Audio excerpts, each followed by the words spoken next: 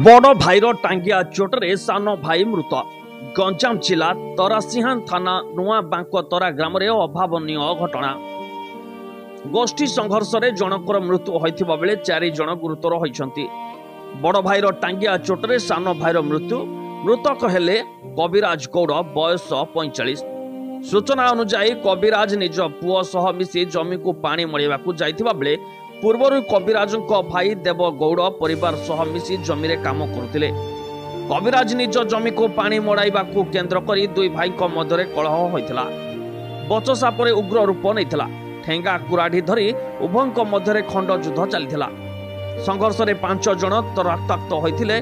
स्थानीय लोके आंबुलांस जोगे गुरुतरଙ୍କୁ उद्धार करी भंजनगर मेडिकल रे भर्ती करथिले।